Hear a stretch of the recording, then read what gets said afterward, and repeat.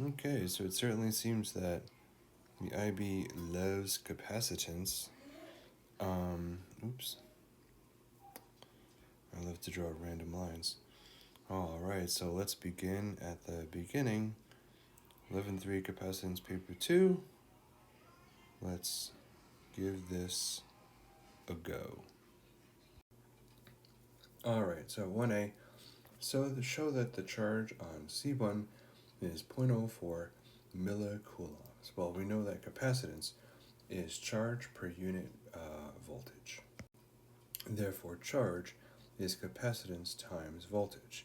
Now, in the current condition, C1 is connected to the battery, and so the voltage across C1 is the voltage across the battery. And then the capacitance is 28 microfarads. And when you multiply 28 times 10 to the negative 6 times 1.5, we wind up with 0.04 times 10 to the negative 3 coulombs, which is what the answer key says. And in fact, it says show that it's about 0.04. It's actually 0.042. It says correct answer to at least two significant figures, even though it says show that is about 0.04 millicoulombs. That's annoying. Well, yes, it actually is 0.042 millicoulombs. Or if we're really being precise here, we should say that it is 42 microcoulombs, but whatever. Or 4.2 times 10 to the negative 5 coulombs. Let's move on. All right, that's 1A. Now let's take a look at, we'll circle, that's a thing. And then the energy transferred from capacitor C1. Let's go from there. All right, so basically we're looking at a difference in the energy for capacitor C1. So first we got to figure out what is the energy of C1 to begin with. And so the energy of a capacitor is 1/2 CV squared. All right, so it's 3.15 times 10 to the negative 5 joules. Then we got to figure out what's its energy after the fact. So a couple ways you can do that. I'm going to use the way they laid it out in the mark scheme, so it seems to make the most sense. They're treating the two different capacitors as if they were in parallel, with the where you add up the capacitance and they wind up with the same voltage. And now keep in mind that when you switch the switch from A to B, even though when C1 is engaged with the battery at 1.5 volts, when it engages with the uncharged capacitor C2, that voltage is going to drop. It's going to be the same voltage on C1 and C2, but the voltage is going to drop because capacitance is charge per unit voltage, and so the capacitance of the capacitor is fixed. But then as some of the charge in C1 is lost and goes to C2, V and Q are directly proportional. So if some of the charge from C1 is lost, some of its potential difference is also going to be lost. But then we have to figure out, all right, well, fine, but what will that new voltage be? So we're going to treat this as parallel, and so the total capacitance is the sum of the individual capacitors, which gets me 50 microfarads. And I know the total charge that's available is the total charge that's in the C1 to begin with. And so for the entire circuit, I can figure out the voltage for the entire circuit for the two capacitors, and they'll have the same voltage. And so we wind up with a voltage across each capacitor of 0.84 volts. So now that's the voltage across C1 and the voltage across C2 after the discharging, after C1 discharges to C2. So now I want to do 1/2 CV squared on the first capacitor with the new voltage. And so the new energy on the first capacitor on C1 is 9.9 times 10 to the negative 6 joules. Then it said calculate the energy transferred from C1. So that energy transferred, that is the change in the energy from the initial minus the final. And I'm kind of running out of room here. I'm going to use this little spot right here. Not initial minus final, final minus initial, of course, the delta. So final minus initial, we wind up with 2.2 times 10 to the negative 5 joules, negative because it's a loss. Mark scheme says 22 microjoules. They wrote it in microjoules. Does it say give the answer in microjoules? No, it just says calculate the energy. So there you go. Now this was 4 marks. That's a doozy. And so the first mark was to find the initial energy. So that is here. Then the second mark was to get either the total capacitance or the voltage. I think the second mark was about this getting the total capacitance and the voltage. That's kind of like that process right there was the second mark. Then the third mark was actually finding the final energy. And then the fourth mark was actually finding that difference. Okay, terrific. Next problem. Yeah, examiner's report says question was challenging. No kidding. All right. It says explain why the energy gained by capacitor C2 differs from the answer to B.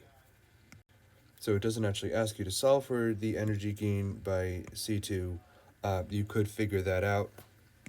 So yeah, we can solve for the energy in the second capacitor. We get 7.8 times 10 to the negative 6 joules, which is much less than the 2.2 times 10 to the negative 5 joules. And it says, why is that? And because of energy losses, but it does say explain, so you can't just say energy losses. Energy loss to what?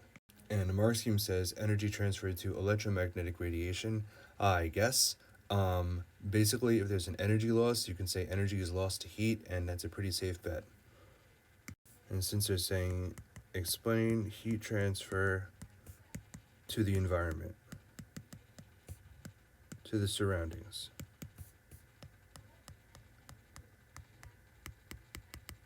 There you go.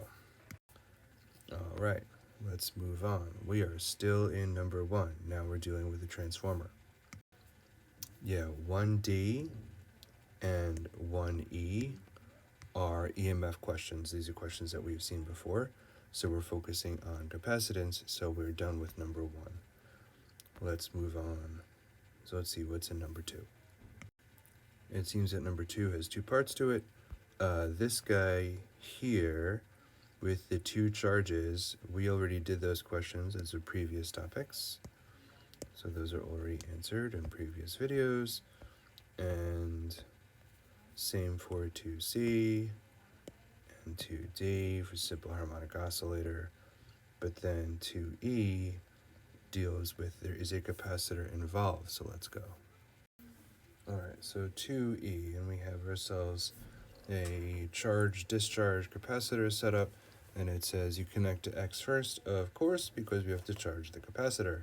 And then it wants the voltage across time across the resistor R as shown. Well, first, let me just change the question for a second to talk about the capacitor. So the voltage across the capacitor, it first starts with no voltage, and then the voltage is going to increase as the charge increases. But of course, it does not increase linearly. That's not how it works. So it increases with that exponential curve. So the voltage across the capacitor is going to do that eventually up to this upper limit of 12 volts. Actually, wait a minute. I forgot about the resistor. Not up to the 12 volts because it's going to share the voltage with the resistor. So it's going to come up near 12 volts, but the resistor is going to have a portion of that too. But that's not what the question was asking. The question was asking about the resistor. So the resistor is going to share the voltage. So first the resistor has, if they just, with the capacitor having no voltage to start, when you complete the circuit, the resistor has all of the voltage from the power supply. But then as the capacitor charges, the resistor loses the voltage. So it's the inverse of what the starting with 12 volts up here, eventually coming not down all the way to 0, but coming down to near 0 as it loses potential difference to the capacitor that is gaining potential difference as it charges. And the 2 marks is that it starts at 12 and decreases, and it follows that correct shape. Interestingly, it says that the voltage across the resistor eventually goes to 0. I don't know that that's true, but it doesn't matter. As long as you start from 12 and you follow that exponential shape, you get the 2 marks. All right, so 2F is another question we're interested in. We're discharging through the 20 million mega ohm resistor, and it says we have our voltage. The voltage across the capacitor drops to 50% of its initial value in 5 seconds. What is the capacitance of C? And so we have V, the voltage as a function of time, is equal to the initial voltage times e to the negative t over tau, where tau is RC, and we're trying to figure out what C is. And so it said that the voltage is half what it started with, so V is going to be 1/2 of V naught. So we have 1/2 is e to the negative 5 seconds over 20 times 10 to the 6 ohms times C. So we take the natural log of both sides to get rid of the e. We need to get rid of that negative, so I take I invert the 1/2. The natural log of 2 is positive 5 over 20 times 10 to the 6 C. I'm still trying to solve for C. I forgot that this was actually 5.0 seconds. It's 2 significant figures. And so we do wind up with 3.6 times 10 to the negative 7 farads, which agrees with the mark scheme. Great. Okay, that was 2F, and now we're moving on to number 3. And I see we have a transformer, and we have a diode, and we have a capacitor, and we have a heart. It's for a, is this a, what do you call it? What are those things when you jumpstart a heart? AED? Whatever. 3A is an interesting question. So what is the diode doing there? And it's actually an aspect of capacitors, which we've mentioned, but I don't know that I've mentioned this specifically, that a capacitor is they're oppositely charged parallel plates. I think I brought that up. But if they're oppositely charged, they have to maintain that opposite charge, positive, negative. You can't just flip it back and forth. It's like, oh, I want to charge up this capacitor, but you can't charge it with alternating current.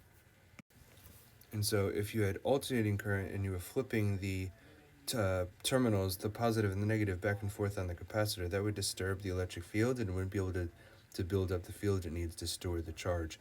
So yeah, capacitors, in order to maintain that positive and negative, you can't charge them with alternating current.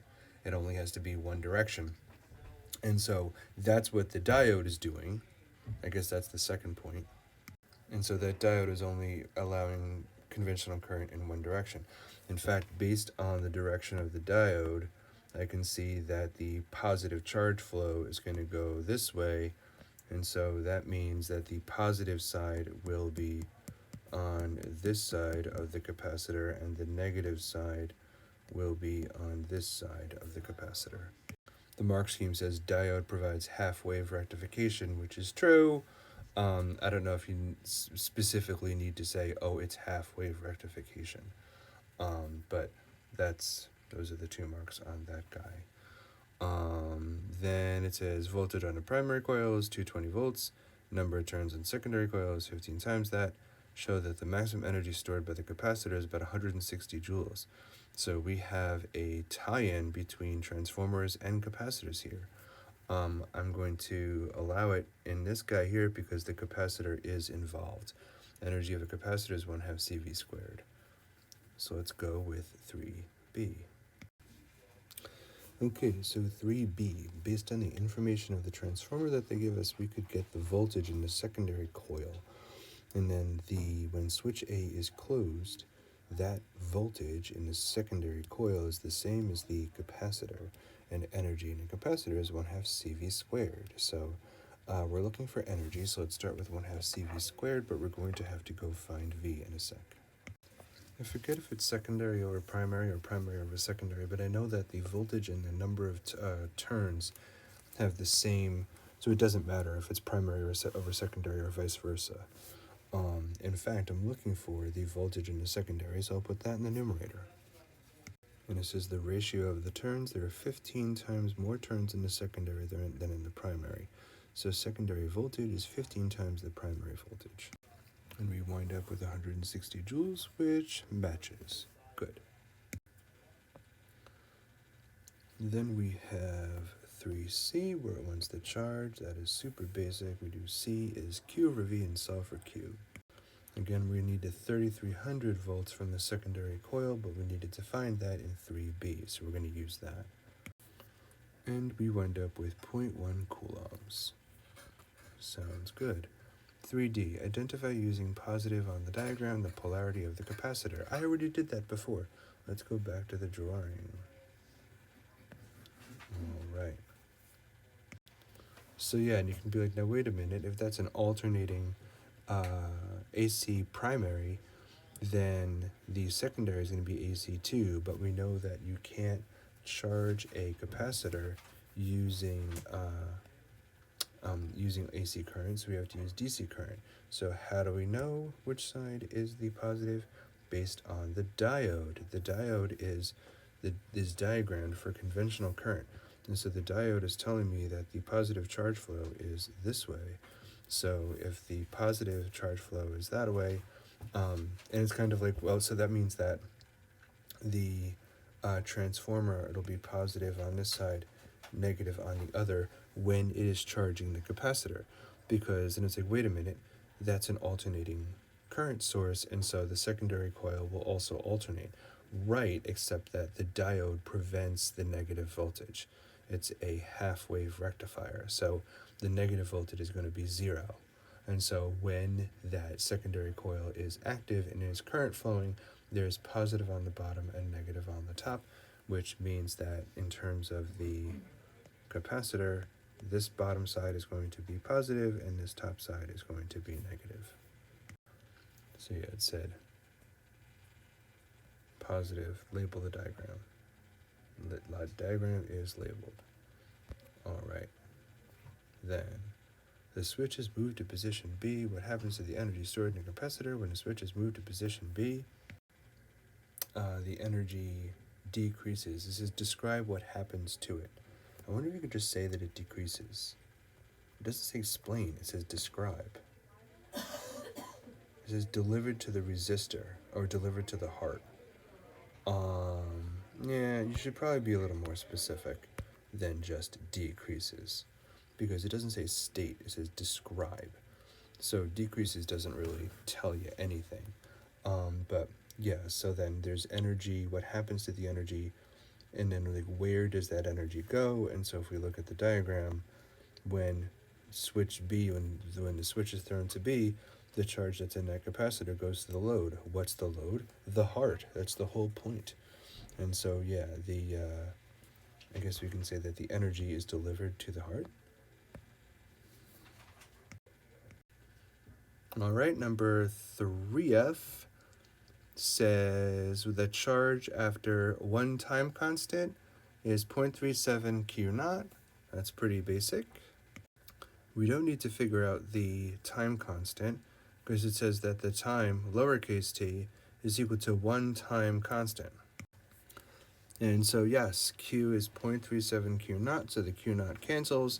E to the negative 1 is 1 over E, and yes, in fact, 1 over E is equal to 0.37. So for 3G, you can actually figure out tau from the curve. If you set tau equal to t, then you can find out when that winds up being 1 over e, and there's a way of figuring out when the q over q value is equal to that based on the time. It's not worth it. Just grab a q over q value and a time value, as I did there, and plug it into the equation, and then solve for tau. And so we get 0.0014427 for tau. And then once we have tau, we know the capacitance is 30 microfarads, so I do tau divided by the capacitance, and I get 48 ohms.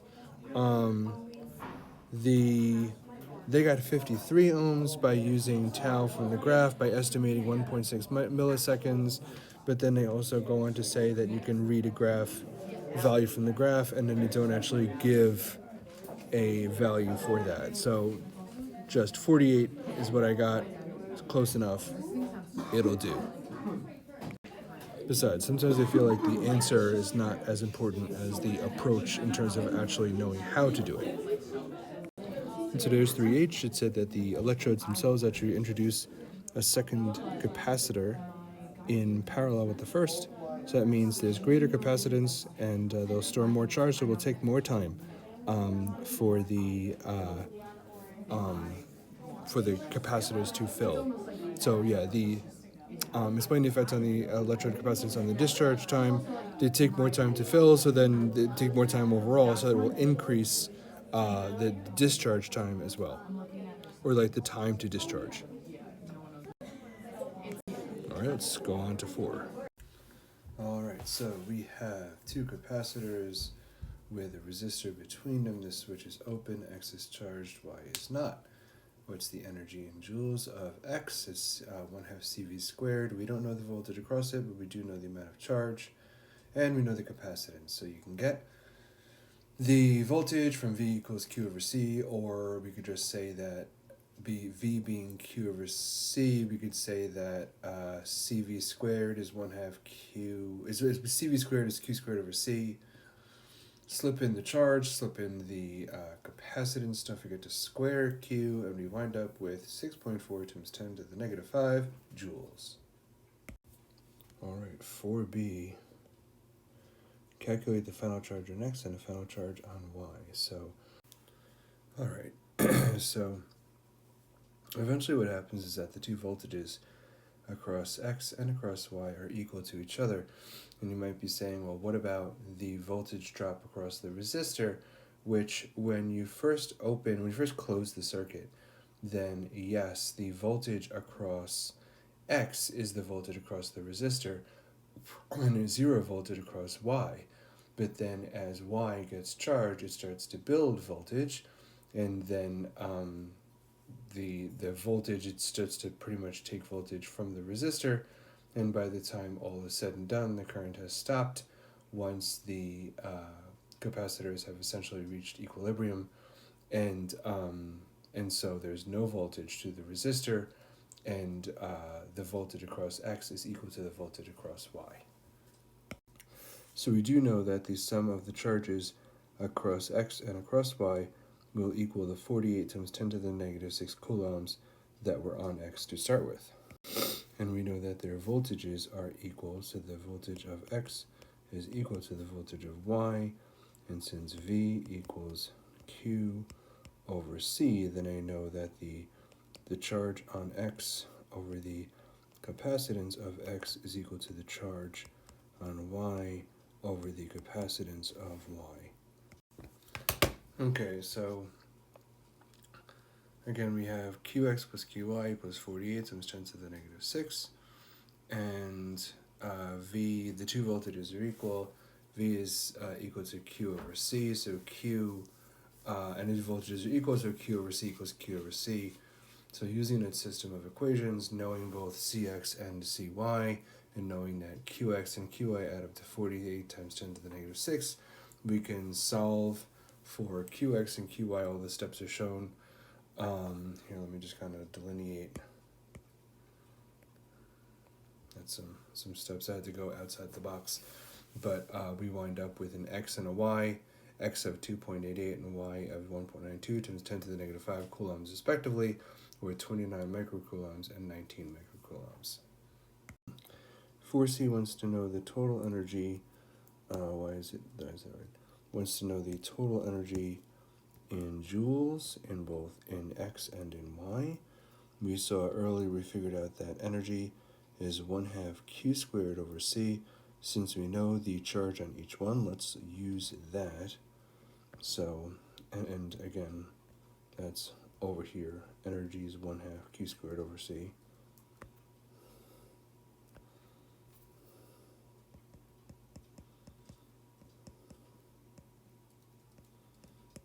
All right, so let's do that for each capacitor. All right, so I ran the numbers, and when you add the energy is up, you get 3.8 times 10 to the negative 5 joules, or 38 microjoules. So 4D says, why are the answers to A and B double I different? They're not really B double I, but A says the energy before you close the switch is 6.4 times 10 to the negative 5 joules, and that becomes almost half once you close the switch. The total energy is 3.8 times 10 to the negative 5. I was like, why might that be different? And of course, there are heat losses. I was a little more specific. I said as current flows in a circuit, it causes I squared R heat losses to the environment, but that's essentially what they're getting at. Alright, I might split this video into two. There are 10 questions altogether, and we're on number 5. This is a student makes a parallel plate capacitor from aluminum foil and plastic film by putting a sheet of plastic film between two sheets of aluminum foil. That's pretty cool. The plastic film serves as the dielectric, and that might actually work. Neat. So we have the thickness of the film, so we have the distance between the two plates, the two foil leaves of the capacitor, and let's see, it says that the so we do have the width of the aluminum foil, and we also have the thickness of the plastic film, and we have its permittivity as well. So it says, what's the length of the aluminum foil that the student will require? Interesting question. That has to do with the area of the quote-unquote plates of the capacitor. So we do know the capacitance, so we do capacitance is permittivity area over D. Alright, yeah, so capacitance is permittivity area over thickness, and so the area, since it's square, will be length times width, and so we're solving for length, so we know the capacitance, the thickness, the permittivity, and the width, so we get a length of about 1/3 of a meter. But remember, we have two sheets, an aluminum foil sheet on top and one on bottom, so the third mark in this problem is remembering that you need two sheets. So it's 0.66 meters total, not 0.33. I see the makings of a pretty cool IA here. You can make some capacitors with aluminum foil and plastic film.